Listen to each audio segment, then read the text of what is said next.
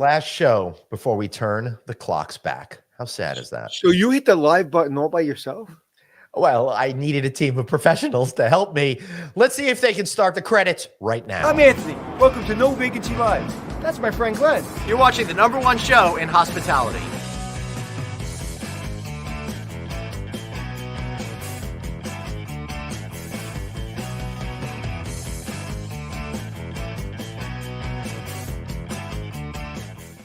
Everybody, welcome to No Vacancy Live. I'm Glenn Hausman. That's Anthony Melchiori, and you guys are legendary for tuning in to watch us today. How are you, my man? What is this, 811? I don't know. We'll have to ask Dr. Producer Suzanne back there, who actually can keep track of this. You know what's so funny? Our guest yesterday, Ben, who was wonderful and so intelligent in real estate, at the end he goes, so when is this going to be edited and posted? I go, no, we don't do that. We were live. He goes, you were live? Yeah. And I didn't read, Ben, if you're listening, I didn't read the text back to you, but I said, hey, hurry up, we're going live. So I don't know what part you've been. But what a great guest. Yeah, that was a whole lot of fun. I highly encourage all of you to go check out yesterday's show, because what we did is we got a little bit of a different perspective on the entire commercial real estate market outside hospitality, then a little bit about how it actually pertains to hospitality over there. So that was really isn't it interesting if you talk to a guy like Ben who knows everything about real estate, you hit play and you get everything you need to know. You get a master's class, PhD class in commercial real estate. This morning we did a taping with the president of the New Orleans Convention Bureau. It's called New Orleans and Company, but it is the Convention and Visitors Bureau. Right, and again, you hit play and you just got everything you needed. Yep. There's look out for that interview next week. Go on. But that should just be kind of an example of when you're hiring people, even if you're hiring a line employee, it's really, really, really important to see where their passion is. Ben said yesterday that when he asked somebody who was about to work for him, what is your passion? And what she said, she loves animals. And he goes, then you really should go do that. Why are you going to come work in a real estate company? Go work with animals. And then she went and worked with animals. Yep. And so just like when you have those kind of guests on, you just realize how exceptional they are at what they do. And, and I'm sure when you got them at 22 years old, they were able to articulate their passion just as well. Yeah, that's right. And I love what we get to do here because we get to work with animals every single day. Animals. Yeah, I work with you and you work with me. Yeah, for sure. This is episode 811. And I got to tell you, Anthony, I said 811. Yes, you nailed it. And I was feeling extremely cocky at 800 because I'm like, okay, I'm going to be able to count from this number forward. I could not. I got it in my brain. It's funny. Once I have a number or standard, I can kind of get really close, even if it's like 300 numbers from now or 300 shows. When I wake up, I always test myself that I want to wake up within 10 minutes of what time I think it is. Right. And yesterday, I think I woke up at 6:47, and I said, it's 6:47, and it was 6:47. Whoa, that's pretty cool. I'm usually good at guessing a little bit. The other night, I had a horrible night's sleep, and I knew it was like 107, and then 2:15, and then 3:40.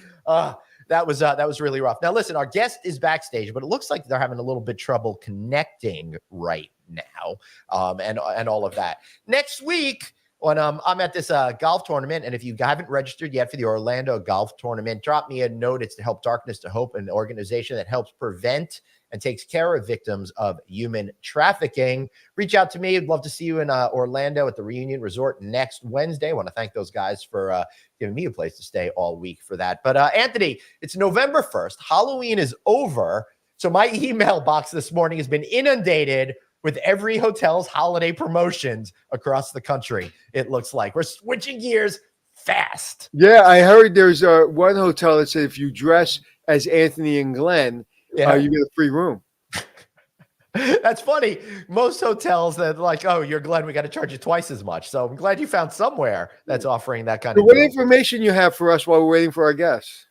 I don't really have much information for you. Well, you said you had something at the beginning of the show, so I was looking. Oh, just because like I wanted to talk a little bit about holiday packages and stuff like that. So as I said, everybody's coming out with their holiday packages, but they all seem to be the same kind of thing, except one that I really love that stands out, and that happens to be Hilton's partnership with Hallmark, and they do these Hallmark suites. And then last year, and they're doing it again this year, I was at Resorts World, and I had a chance to go see that Hallmark suite, and it was so much fun because instead of them just creating a package to shop for the holidays or whatever it is, they actually immersed you in a suite that was really themed around Christmas. There was Christmas trees in there, lots of presents and boxes and lights, and it was so Christmas spirit. Yeah, and you apparently didn't look at my Instagram. No, I didn't look at your Instagram. What happened? Tell me about your Instagram. And it's nothing personal, but I don't look at anyone's Instagram. Oh. The Hallmark suite for Christmas.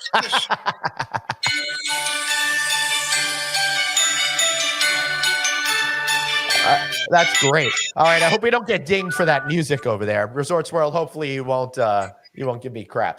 So, but yeah, so I was so impressed with it. I worked with Shannon, and I did a video, and then I posted it, and I go, how? And you know Shannon, right? I go, how? What do you think of the video? She goes, thank you. That was it. Now you know if that you get that from thank you from Shannon that she hated it, but she didn't tell you. So I called her up and I go, Shannon, that's what I did. I did it quickly. You have a video. I'll do the introduction into the room, but then you give me the video for the room. And then she gave it, and then we came up with this great social media package. Yeah, I love that. Well, I think that's terrific. So what do you think, Anthony, are the quintessential elements of a holiday package that's actually going to sell rooms? Because I don't think it's enough to just like offer a discount and give somebody a hot chocolate and call it a day. Well, okay. So if there's exceptions to what I'm about to say. Okay, of course. So there's always exceptions. Some packages work and they sell at the hotel and they're wonderful. There's a difference between marketing and there's a difference between PR. If you're marketing a package, you'll sell 5 rooms, 10 rooms. If you're going to do something and you say, hey, I want to sell a package, let's think of something in PR that can get you attention that may not sell rooms today, but will get you millions and millions of eyeballs. Kind of what I've done my whole career in different hotels I've worked in. I focus less on marketing and focused a lot more on PR because PR is less expensive and it gets a lot of eyeballs on your hotel. And once you get those eyeballs, you can start selling more packages. So hold on. So I just want to break that down for a second, Anthony, because you're making an important distinction. A lot of people think that the purpose of having these packages is to sell that package in those rooms specifically. And while that may be an element of it, a lot of times what you're really talking about is increasing visibility for that property for the long term by creating interesting things that get that name to resonate in the consumer mind. I would come up with some kind of blood cocktail that is so outrageous and so expensive and so insane that it gets a lot of PR and it gets people talking about your hotel. When we did the either the $1,000 bagel, the martini on the rock, we didn't sell a lot. We sold 1. Right. That's not the point. We elevated our occupancy, our average rate, and all of our employees that were tipped employees were ecstatic because they were making a lot of money because our bars were packed. Right. And that is the whole point of it, right? So that PR creates that general halo of understanding about what your property is, and then you could use specific marketing maneuvers in order to get those people to come in the door regularly. Yeah, and you got to break. Like you got to break down. Like my greatest creative marketing ideas came from young people in sales or young people in marketing or PR companies that I just pushed and asked the right questions. Mm-hmm. You have to I don't want to go in and say, okay, what does the picture look like? Okay, what is the package? How much does it cost? And that's what revenue management does. And you need packages, and packages are important. Mm-hmm. But I want to know what is something that no one else on earth is doing. Right. That's what gets me excited. I have no interest in trying to come together with a package that somebody else sold 1,000 times. Right. And that's something that's not even going to be seen or recognized by the media, let alone a particular consumer. So you really have to cut through the clutter. And one of the things that I find is that a lot of these packages are put together in agencies. Nothing wrong with agencies. They're great. but they rely on young, inexperienced professionals to go out there and create these sort of things. And they all kind of wind up being the same old, same old. And for somebody from myself on that media position, it winds up just being, I notice you're doing a package, and then I immediately forget that you're doing a package because it's not connecting with me. Like the two gentlemen I just mentioned that we talked to, they're authentic, right? If I say, give me a PR campaign for your, and they were talking about things they do, they would be able to come up with things that nobody really else does because they understand their business, right? You have to, that's kind of the problem. I'm kind of going off a tangent here, but my middle name's going to be Tangent soon. But when I like, if you look at an asset manager and you look at a hotel, the asset manager doesn't feel the same way the hoteliers feel, because the hotel people are there early in the morning. They're there late at night. They get the phone calls. They have to cover shifts. It's just 24/7. When I was an asset manager, even though I was an operator, I didn't feel the same connection to the hotel as I did when I was operating a hotel. Right. Hey, Robin, I see you made it backstage, which is really great. I think they're still playing, but I think that's pretty awesome that we're very close to being able to get this interview going. So, Anthony, before we bring him on, what would you recommend people do? Like 1, 2, 3 bullet points in order to make sure you could create something that's going to get that media attention that you need for your hotel. Go to the wall of your hotel, put your ear next to it and talk to it and say, what do you want to be? Where did you come from? What's your tradition? What is your history? Who are you? And if it's a brand new hotel, then, that's a pretty quick answer. And then what are people doing in the area that other people have come to expect, right? Yep. And then build on that. Build on what people are coming into that. So if you're going into Cape Cod or you're going into New York City or wherever you're going in these small towns, you kind of know the theme and the feeling. Cape May. Okay, so take what people come there for and then put it on steroids. Yep. And number 3, open it up to your marketing team or your employees and say, what do you think of this? How's this? When we did the Martini on Rocks, I called up Miller Global, who's on the hotel, and they go, we're doing $1,000 martini. I explained it to them. The great idea, but do a $10,000 martini. Yeah. And I was like, oh my God, okay. So he gave us probably the reason it was exceptional because it was $10,000. Yep. Which is you get a diamond, all that stuff. But my point being is those are the 3 elements that I use every single time I come with a marketing idea. Beautiful. Well, let's find out if you're right. Let's see if we can bring on our guest right now. Robin Kirk, are you able to hear us? Robin, are you there? Nope, he can't hear us. Hi, Robin. Nice talking to you. Wow, he's so articulate. It was amazing. Listen, I will say the one thing that we can do is we have efficiency with our interviews. I would say I really thought all of our technical issues were behind us. What happened? I don't know, but Michael says he loves that answer that you gave. Thank you, Michael. Right there. Well, it's really, to me, operations is fun and dealing with guests and employees is kind of the heartbeat, right? Mm-hmm. But marketing allows us to be anything we want to be. It allows you to think any way you want to think, any way you want to think. And it gets other people who are maybe in jobs that don't use their creative juices. They get smiles on their face. They get in the room and they're like, wow, this is fun. And I'm like, just vote against the wall. And if it's a dumb idea, we'll laugh at you. And then we'll move on. Well, but you're laughing in a team spirit, not laughing. Totally. And there's something to be said about that, Anthony. And that's kind of what Disney company's approach was. What they call blue sky thinking. Throw everything out there without judgment. And sometimes you need to get through a lot of that kind of stuff in order to be able to get to the place that you need to be to have that whoa kind of idea that's going to work. Yeah, I've been talking about. I'm working with Colin out of Boston, and we did a leadership course yesterday that they've kind of built, and I'm just kind of proctoring it and working with them, and maybe changing a few things, but they do a great job. And one of the things that every young person that's coming into the market that's 20 something years old is confidence, right? Because and that's kind of like every young person I meet. Not that they don't have confidence. They don't know how to express their confidence because they've been talking to a computer. Right. And it was acceptable to get up, turn on your computer, black out your screen, and make believe you're listening to your professor. And what we did, and again, I'm not criticizing anybody, but But when we shut down the world, now we have to deal with the lack of confidence that people get when they sit in their underwear for 2 years and they don't know how to express themselves at the most critical time of their life. The most critical time of your life is in college and in high school and your first job. And if you're doing that from your bedroom, we as a hotel business have to spend the time and the hours and the dedication to bring people up to speed. And Colin's doing that. It's fantastic. And you see by the end of the session, you see the confidence growing. Yeah. Yeah. And that's really so important in order to be able to get that confidence growing, because confidence is that one thing that's going to get you in the door and keep you staying there. Even it's fake confidence. I've been doing that a lot in my life. But fake confidence or real confidence with an emotional intelligence. Yes. You can have confidence, but are you reading the room, right? Yep. When I walk in a room, I can probably discuss any subject in the hotel business.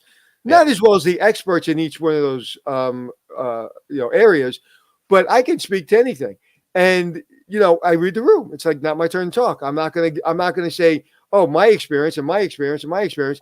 So yeah, it's great to be confident. And people look at me and they go, well, you were born confident. I was one of the most unconfident people you'll ever meet. And I still, like all of us, like there's moments where like I know I can figure it out, but I got to take a minute because it's not familiar to me.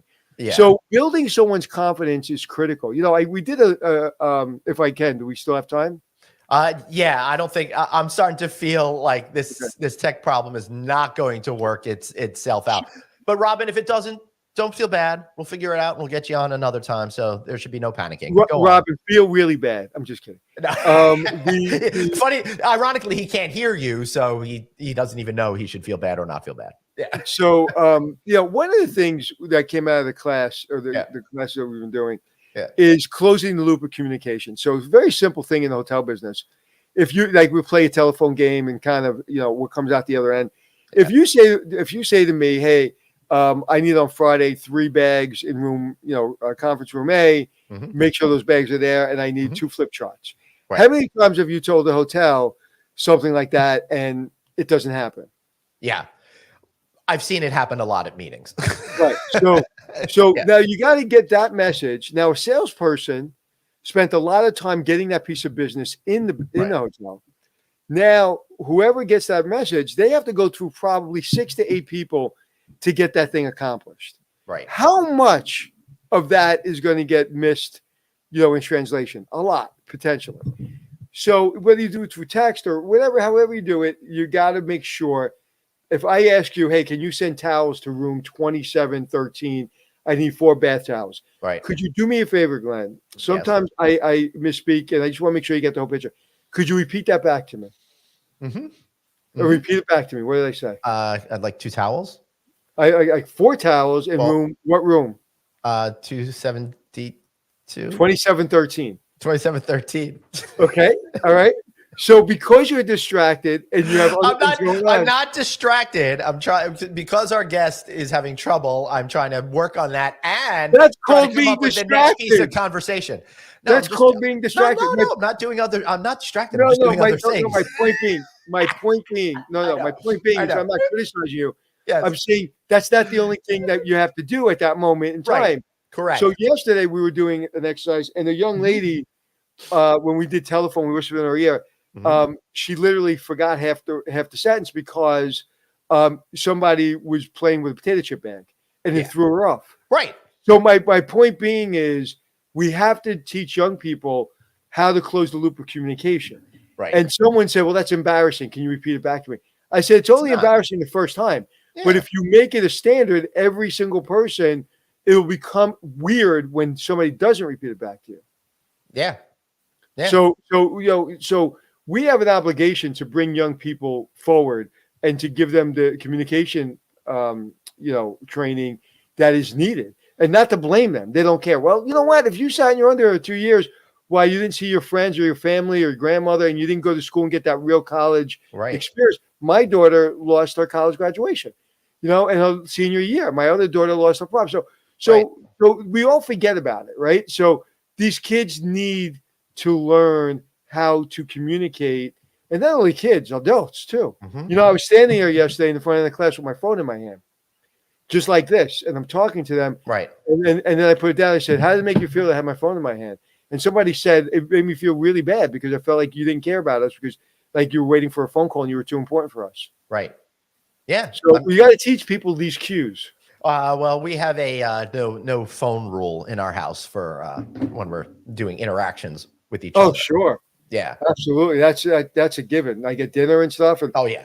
on Sundays when we have dinner with Grandpa, I see the kids, my adult children on the phone. They all came. They want to be at Grandpa's house wherever they are. They drive. They get there, and they're dying to be there. They play with Grandpa, hang out with Grandpa, and then they maybe start texting their friends or whatever. And I look at Grandpa. I go, Grandpa. And Grandpa goes, what do you do? What do you do? What do you do? That's funny. And they all go like this. They all go, oh, okay. So Anthony, getting together with family is like a really important thing for you. And over the holiday season, that's something all of us really want to do.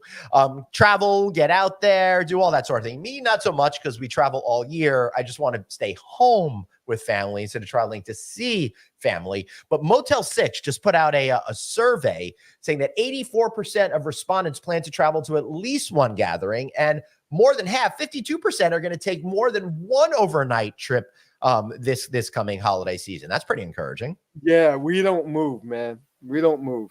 Mm-hmm. We stay in New York. People come to us. I go to my friend's house on Christmas Eve. Right before we start to have our own Christmas Eve, I'll go for drinks or whatever. That's usually a tradition. But we don't go far. Right. I was doing Black Friday for years and years with my nieces and my children. This year, we'll probably just do something much smaller because they're all older and got other things going on. So, we stay close to home. Even New Year's Eve, we stay close to home. So do you think that this is going to be the right thing? You think people are going to be going out? I should say 60% of respondents are going to be taking their pets with them. That's up from 22% in 2022. What happened was during COVID, my dog, right? My dog never slept in bed. Well, during COVID, my dog now sleeps in bed, right? So people have just bonded with their dogs really, really, really, really tightly. And so, people still say to me, I don't allow dogs in my hotel. You're giving up a big market segment, right? Yep. A market segment that goes over a lot of market segments, right? Yeah. That's a market segment that goes over a lot of market segments. Yeah. And whether you're a traveler, you're a business person, you're whatever, you're a single person just traveling. I don't know. It's so if you don't allow dogs or animals, that's crazy. Listen, they allow you and me in their hotel. They can allow animals. That's true. Probably better off. They're probably better behaved than I am after a holiday party. That's for sure. But interestingly enough, Anthony, I don't know who they talk to. They're saying respondents plan to celebrate some holidays multiple times, bringing the average number of holiday gatherings per person to more than 10. I don't think I could do that much partying this December. Well, that's great, and people need connection, and whatever works, man, whatever works for you, whatever, I like to keep it small, and people come to my house. I don't like to travel on the holidays. I don't like traveling on busy days of the year. I think it's ridiculous. You go to Disney World in the middle of August. What are you doing? Hold on. Breaking news here, Anthony. Robin, can you hear us? I can on my phone. Hey! Miracle. Oh, all right. Okay, well, it's nice talking to you, Robin. The show's over, and we'll see you next time. All right, so we'll have to do a little bit more of an abbreviated conversation here, but we'll get you back on at some point. Normally, we'd flame you and make you turn the phone, but we won't do that today. Robin, how are you? Oh, thank you. How are you? It is good to see you. Thanks for making that technology work. How are you feeling about life at Maverick today? Well, I'm actually more challenged by Chrome and Firefox. Yeah. I had audio on Chrome and I had video on Firefox. But now I've given up on both and I'm heading for my phone. We're actually feeling great, other than the weather at Maverick. Bob and I connected at one of our properties in Rosemont, near the airport in Chicago, the Hyatt there. And we're discussing plans going forward. And we're, I think, quietly confident, optimistic. You know what? Quietly confident and optimistic is where every human being should be. Yeah, we're not sort of wildly optimistic, but I think we think there are any number of opportunities. Obviously, the general background is less than wonderful. Lending doesn't exist. A lot of people are sort of staying put and not moving in any particular direction. They're all waiting for something. And I think they're somewhat nervous about economic conditions, political conditions, and obviously interest rates. But I think, Robin, before we go forward, why don't you tell people about your company so they have perspective?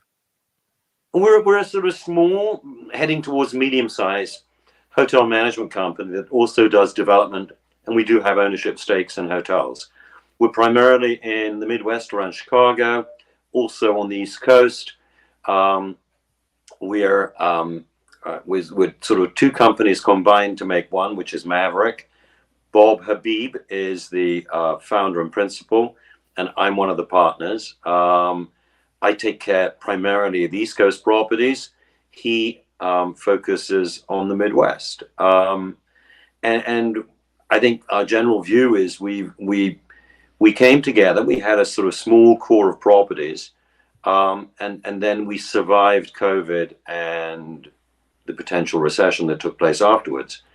And I believe you gentlemen started your company in like 2019 or 2018. Yeah, we did like it that, in right? 19. Yeah, great time.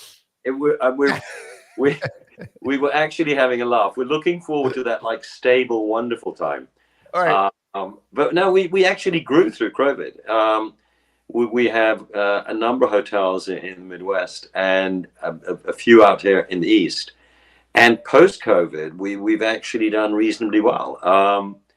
And I think the reason we have done reasonably well is that we have a sort of few advantages as Mavericks, which is we're more focused on making sure the owners and investors in any property truly get focused on their property and not as part of a cookie cutter approach.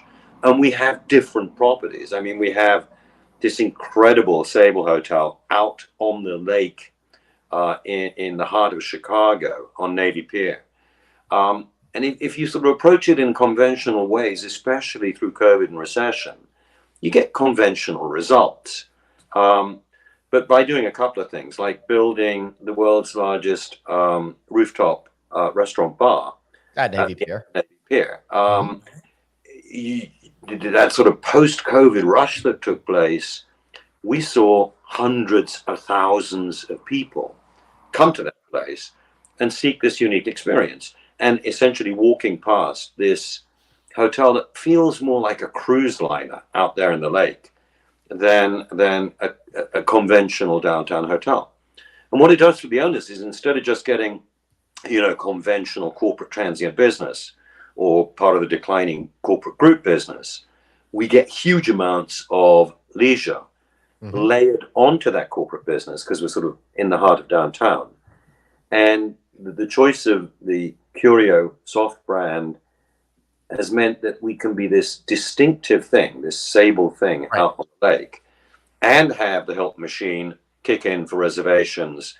And obviously it's worked very well. Speaking about that Hilton machine, Boston Park Plaza, Dr. Producer Suzanne, just became a Hilton branded property last week with the soft branding. Yeah. It's in my hometown. I live here in Boston. That's quite a move. And of course, that was the old, for those of us that used to work for Hilton many years ago, that's the old Statler Hilton. So it's back to where it should be. It's actually a killer product. It needs enormous amounts of money, but if anybody can do it, Hilton can do it. Yeah, for sure. So I like what you're saying about focusing on those experiences and stuff. And one of the cool things that you do at Maverick is you're also focused on F&B. It's right there in the name, and restaurants as part of your company.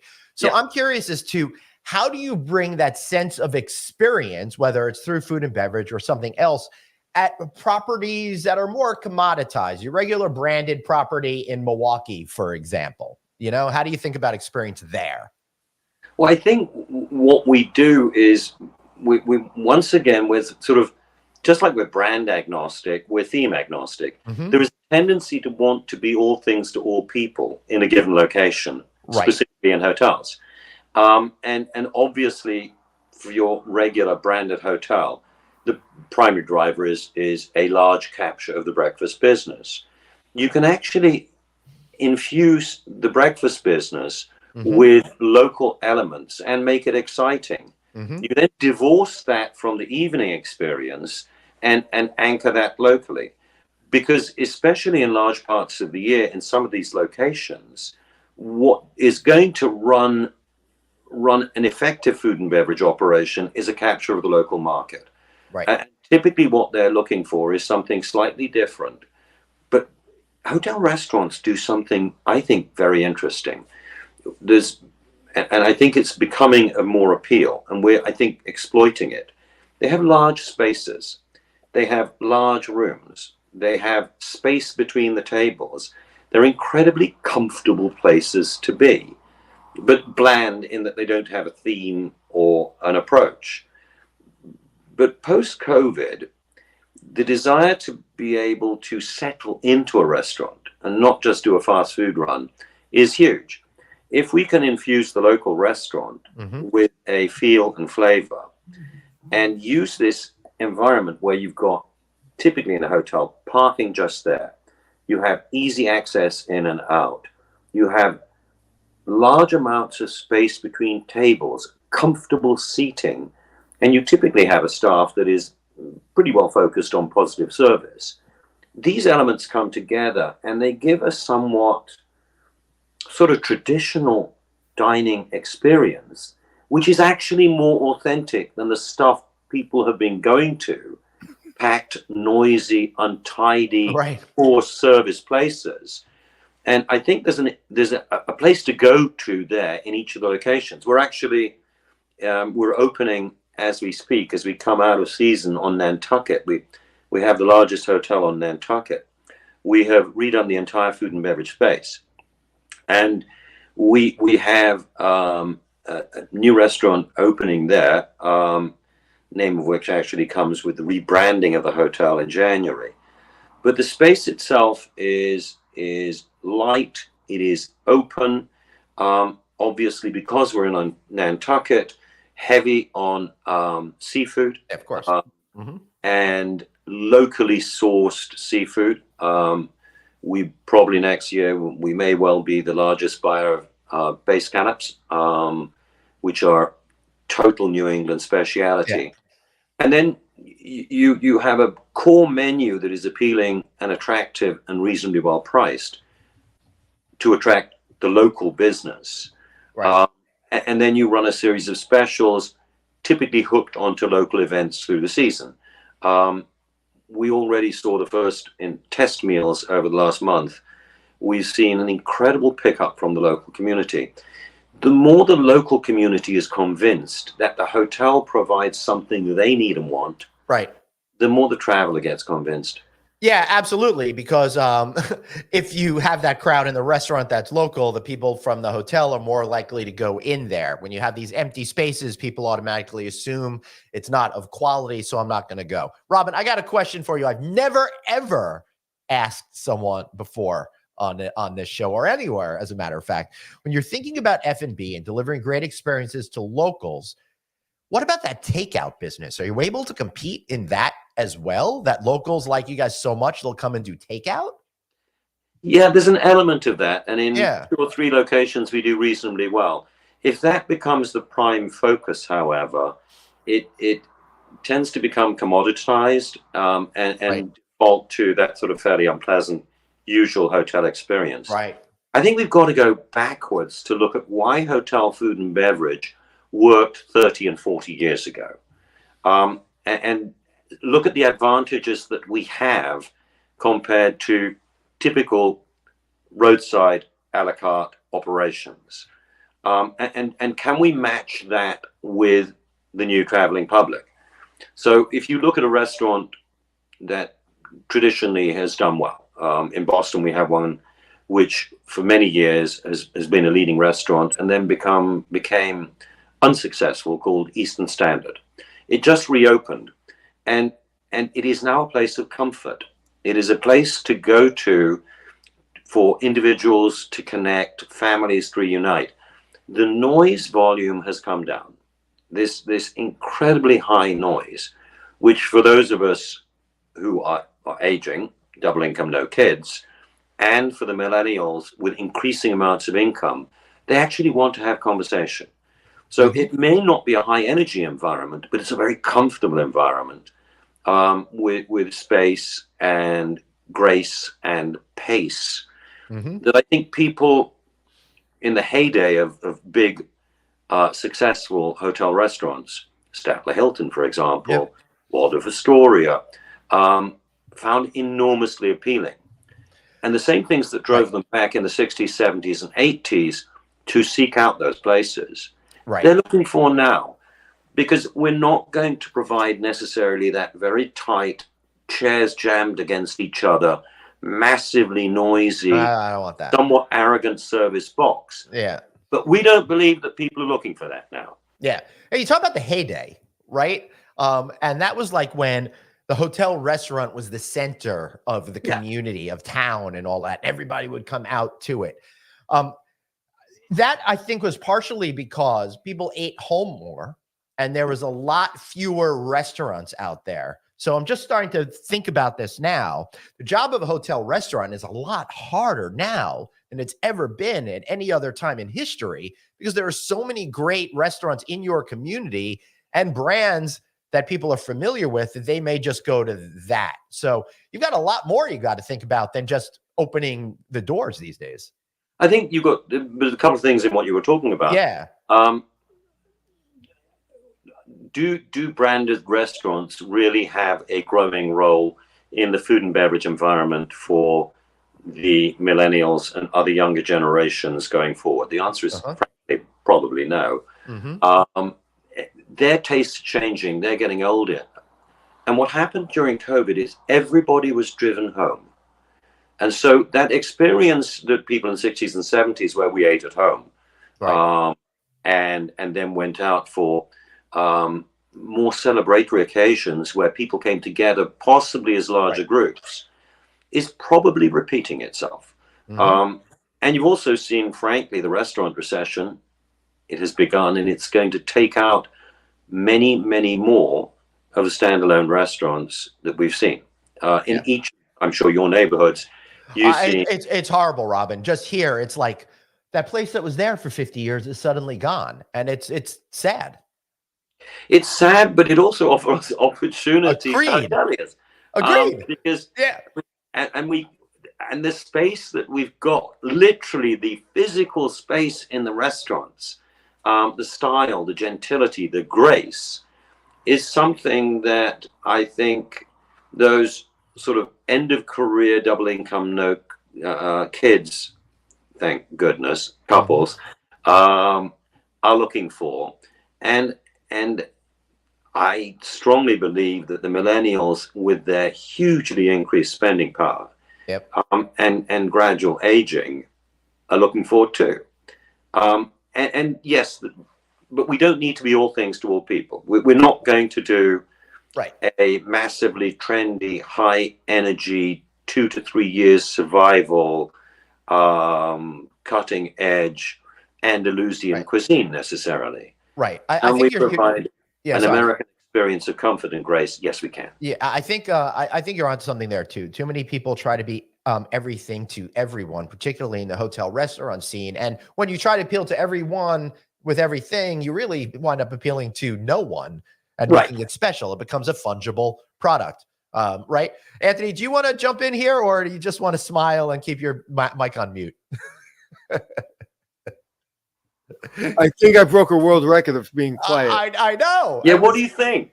I know. Well, before you came on, Robin, when you were having technical issues, we talked about just what you kind of saying, and you said it so beautifully, is who are we? Look at our history. What does it want to be? Look at the community and then do something that the community maybe is not even doing, but bring in the community, bring in the history, and then make it comfortable. And then market it in a way that gets both your hotel audience and your community audience connected. You can't do it overnight. You can't do it with $3. You can't do it with a hope and a prayer. You have to have intention. And everything that you were talking about is intention. So we were just discussing that because Glenn, my friend over here, asked me, how do you kind of market and what do you think about? And everything you just said, you give a master class on what we were talking about. Well, I think the other thing we forget about is many of these hotels and some of the underperforming hotels have stunning banquet space. And we all know the group markets are suffering. Some of us are actually fierce believers in local community. And I know this is not necessarily going to be of enormous appeal to all hotel operators. I love Rotary. I just love Rotary. Knights of Columbus, give me them. I want the high school proms. I want the fraternity groups that might wreck the place a little from the local colleges. Right. I want AA breakfasts. I want alcoholic anonymous breakfasts. And I'm prepared. We at Maverick are prepared essentially to provide a different pricing structure, to say to the local community, you don't think you have a place to go. You don't think you deserve to be here. But yes, you do. This is your community hall. This is your community place. Because it doesn't matter whether you're in Boise, Nantucket, or Hialeah, Florida. If you convince the local community that this is their place to have the Christmas party, to have the bar mitzvah, to celebrate in every single way, you'll win. Totally. Yeah. I mean, my bar mitzvah was at the John Peel room at a local hotel back in 1983. Gone now, turned into a Best Buy, but people get away from that Smurf business that you're talking about. And they only do it in desperate times. What's that stand for again? Social, military, education, religious, and fraternal. All right, there we go. Woo! I think you make a great point. And Robin, I've never heard that point made before, giving discounts to the local community. We always talk about going out to the local community, but what you're really talking about, and you said these words, like basically giving them a home away from home in order to do those events. I love that. And then if you have an indoor pool, so many of the hotels and some of the fading hotels have indoor pools. Run a very low cost membership club for moms with kids to take the babies to. Are you going to make any money? No, you're not. But the more you convert your local population into cheerleaders for you, the more you're going to anchor the wedding, the rooms on dead weekends in November. It has an absolute knock-on effect, but it requires sort of a mental adjustment. And it doesn't matter whether you're a fancy independent, top market branded, or mid-market. Doesn't make any difference. If you truly go out to the local communities, plural, from seniors to moms with kids to gay softball clubs, and say, this is your place, the response, nobody else is saying that to them. Yeah, and you sound like a hotelier, but I say old school in a respectful way because I'm old school. Whereas it's X's and O's. It's blocking and tackling. It's every piece of business is a worthy piece of business, and then you'll decide whether you bring it in or you don't bring it in, or when you bring it in, or what rate you bring it in. I was doing a hotel on my show, Hotel Impossible, at Hotel Leger in California, and I was literally banging my head on the table in the restaurant, figuring out how to save this hotel, and we did just that. We came up with buttons, a big L, and if you were in the club, you paid a little bit of a fee a year to be in the club if you were in the local community. And you got to use the pool, and you got discounts at the restaurant, and you got discounts on the rooms. And on your birthday, we gave you 50% off of everything. And then we actually did a concept where we would barter with the local community because it's hard to find employees. That if you work the front desk and we'll teach you how to do laundry, we'll teach you how to do housekeeping, we'll give you further discounts. And we were able to save that hotel. Yeah. And it is, some of it's old fashioned, but you can actually use modern distribution tools to get to that point too. We've got this young general manager in Falmouth, Massachusetts, on Cape Cod, properties on the water, beautifully renovated. And of course, Cape Cod in November. Here's one right here. That's Chatham. Yep. Yeah. But I had the GM on the phone this morning, and he's doing promotions with local restaurants, food and wine festival with a local sort of mini restaurant chain, actually Black Dog. And Black Dog has a good social media machine. And we're essentially using social media to take a message of stay in the winter, and we're targeting it at different places, people further out on the Cape, people on the islands. So if you use modern distribution channels to take old-fashioned ways of hospitality to people who have been ignored, once again, you win. And this young GM, I mean, he is archetypal, not an old school guy like you or I. Yeah. He is so damn excited. And his next thing is knocking on the door of every business with the Christmas baskets. Good. We've lost that kind of thing. Both. Yeah. Yeah. Reminds me of that episode of The Office where they decide to go to the old ways, the baskets. But so how are young people? Oh, wait, Suzanne is saying, explain a sales blitz. So let's do that first, and then we'll get into the question that I had. Sales blitz is you in your backyard of your hotel, you identify potential clients who potentially aren't using you but competing products or no products at all. Corporate groups, social organizations, associations, etc. And hotel staff, not just the salespeople, will go out over a period of time, typically a couple of days, and bring the products of the hotel to the market essentially by hand. Often you might do an email campaign, a mail campaign, or a phone campaign before. The net result is to take the visibility of your product to true buyers of the product in the local area, so they're more aware of it and more likely to buy. If you give them a reason and a gift, they do buy.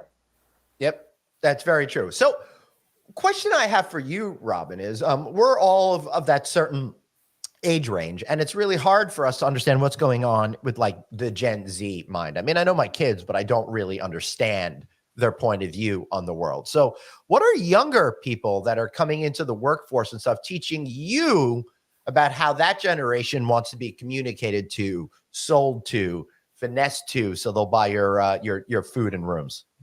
I think there's some. I have kids of that generation too. Yep.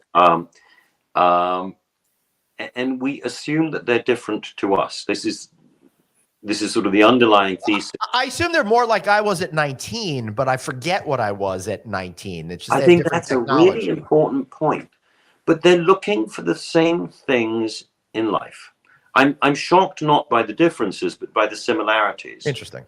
And hold on. You're the only person in the whole world that says that. I am in complete agreement with you. You get a standing ovation. Yep. We just talked about that yesterday. Let's do this. I'll use my once a month sound effect. Okay, so maybe they don't want everything that we wanted, right? Maybe they're like, you know what, I'm going to have an apartment. I'm not going to have a house, whatever it is. But I can't agree with you more. And thank you for saying that as a person that's probably in my demographic. I think the big thing is, and it's an old-fashioned thing, and we don't talk about it much, is respect. The degree to which we trivialize, we of my generation, end of baby boom, their aspirations, desires, and wants, I find annoying. And if I were them, I'd be truly pissed off. I believe that they're seeking respect. I think they're seeking a degree of recognition. I think they're looking, like we all are, for love. And I think if we understand these big underlying commonalities, together with very concrete things like they want to be able to buy a house, and they don't understand why interest rates have gone up so much. And we don't get into that conversation where we really do understand.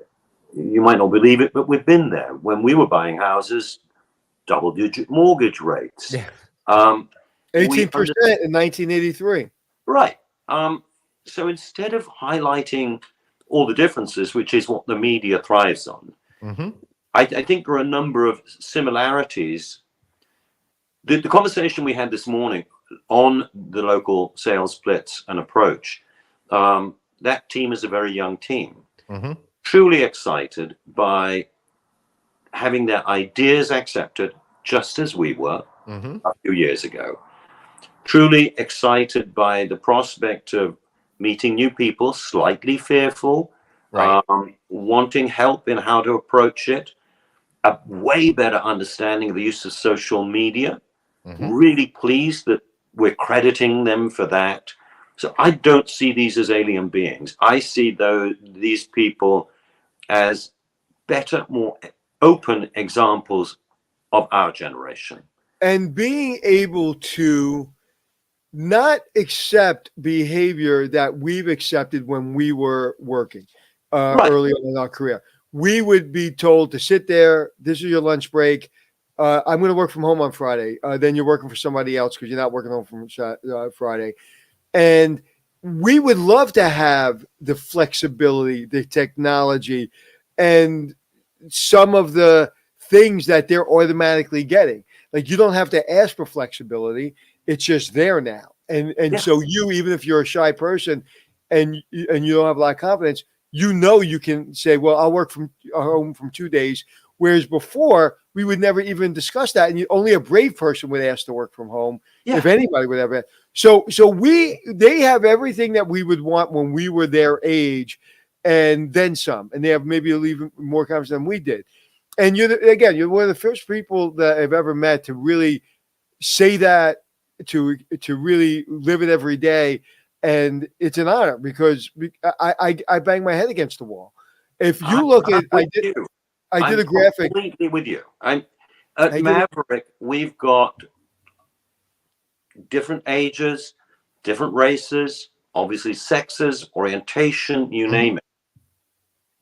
And the reason we called our company Maverick, the reason Bob picked that name, is that underlying it all is inside each of us, and whether they be 67 or 23 years old, whether they are an immigrant or, multiple generations in the Midwest, most of them, I would say virtually all of our team members from top to bottom, believe that we collectively value what they bring to the table and want to hear them. We want to hear their voice. And the fun part of it is when you get Gen Z or millennials, who we brand occasionally, media brands as lazy, and you get them excited, watching them put in crazy hours, watching them work straight across the weekend because they are invested in what we do and they love hospitality much as we do. It sounds like you're doing something right over there. Akita this is a fascinating conversation. Akita is saying, wow, not any of my hotel experiences have ever explained or demonstrated this, no matter how much I've inquired about sales blitzes and stuff. Simply because I was at the front desk and not in sales, none ever involved any front desk agents to be a part of any sales blitz. Yet they'll mention what they did when they got back and with F&B and management, but never front desk agents. Then she just put in here, I sure wish the industry was managed or as well structured as you're speaking. And then she goes on. So I think what you're talking about, Robin, is bringing all the different stakeholders together for common success. Yeah.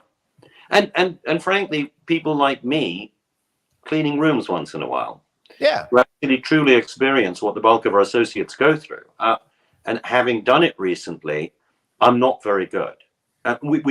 We preach, efficiency and we use, modern phone-based tools to drive effective housekeeping. The bulk of our associates are housekeepers. Right. And I cannot do a room in 35 minutes. I can hardly do a room in 1 hour, 5 minutes. And the other side of it, we would not pass an inspection. Right. I was going to say, and you would fail the inspection. Oh, yes, definitely fail the inspection. And you know, one of the things that we hear that the young lady said just now that posted, and I hear every day, this is not the hotel business I experience. This is not reality. That is untrue. It is not reality in some places. It is reality in some other places. You know, the company I'm working with right now, Colin, it is true. Your company is true. You've just got to have the ability to identify it and stand up for yourself and move on and find that company. They exist. They absolutely exist. And you have the technology that we didn't have back in the day. You can look at 1,000 jobs in 10 minutes and you take that for granted. You're like, wow, I just looked at all the jobs in America for general manager, or front desk, or food and beverage in 10 minutes. That didn't exist when we were growing up. We just took what was in front of us and we were thankful for it. And we give them a present and say, thank you. You know, I like working 95 hours a day. Yes, sure. For $3, sure. No, a raise. I don't want a raise. No, Christmas. Oh, can I please work on Christmas? Thank you so much. That doesn't work anymore. And you have the flexibility to change your environment. So if that's not working for you, move on. Yeah, and I think you're entirely right. And I think the other thing is, and this might not go down well in some quarters, if you've got an organization that has 2,000 hotels and a cookie cut approach, I'm not sure that works necessarily as well. Well, that works for the person that's putting himself through college and needs a paycheck. That doesn't work for somebody that really has a heart of hospitality. However, you can, in those hotels, you can also move up and you can have a 35-year career. That's for a lot of my friends that work at these big brands and they've done very well and they're retired and they have a lot of money and it worked for them. But I think it worked for them. I think for the individual who has fallen in love with hospitality, who truly believes in what we do, is being more than just a meal for the belly and a bed for the night. But in fact, if we do it, it is a transformational experience both for the guest and ourselves. 100%. Those sort of people need to work in organizations which are small and nimble enough to embrace the world we live in today, which they is have a soul. Yeah, has a soul. And incidentally, it means you've got a group of people who are more capable of focusing on the needs of the individual hotel in the environment, who will drive better results for the hotel owner. 100%. You give people like us that have been doing this for a while, any hotel in America, get everybody out of our way, and we will get young people that are smarter than us to kill it. Yeah. Completely. So, Robin, you know, as president, you've got this important role to bring along that next generation. So, how much time are you spending working on the mechanics of the business versus culture and mentoring and bringing people along? Too much on the mechanics, not enough on bringing people along is the basic story. Bob Habib and I were talking about that just the other day. The good news is on the mechanics side, it used to be that this legacy heritage technological architecture gave larger companies an advantage, whether it be accounting, revenue management, distribution, management of websites, you name it. They had an advantage because there were enormous long-term investments. The good news is that's all archaic now. And essentially we use software and systems that are adaptable and cutting edge and easier to use by all people. I mean, be it entirely mobile enabled HR access systems. We obviously do that. Getting into those systems with intelligent vendors is way easier than it used to be. But then you've got to have the discipline to say, okay, I've got to pull away from that and spend more time essentially on the ground with the associates. And I think Bob, I, Wendy, other members of the leadership team are getting more disciplined on doing more of that. It's tough when you're growing, though, as well. Yeah. Yeah. But it's critical. It sure is. So we're just about out of time today, Robin. I feel like we have this conversation over, for over hours and over a long dinner sometime. So give us some final words that you think you want people to remember this conversation by before we wrap up. I do believe that what we, all three of us, do, and people in our industry, is so important. It's easy, I think, especially for Gen Z and millennials, to get very depressed about what's going on in the world. Yeah. We see economic stress, we see war, we see displacement, we see appalling climate change. And it is easy for us to focus on those things. The career, the vocation that we have picked is fundamentally important in bringing people together. It is more important than being a lawyer or being a doctor, or certainly than being an accountant. We are given this wonderful opportunity to bring teams together and then help those teams focus on transforming the lives of every single guest, interaction by interaction, day by day. The more we do that for business travelers, for groups, for associations, for families, for reunions and for weddings, and yes, indeed, funerals, the more we bring those people together in a safe, respectful, and loving environment, the more we change the world. So when are you going to announce your campaign for president? No. I was born overseas. I can't do it. Right. I know some people. Yeah, that's true. Well, maybe you could be governor of Massachusetts then. Yeah, I'd love that. Yeah, that'd be Mitt awesome. Romney. Yeah. Yeah, Robin Kirk, thank you so much for being here. Really, really appreciate it. Thanks, guys. Have a great day. Pleasure. Yeah, you too. I'll tell you what, worth the wait on Breath of fresh air, man. Breath of fresh air.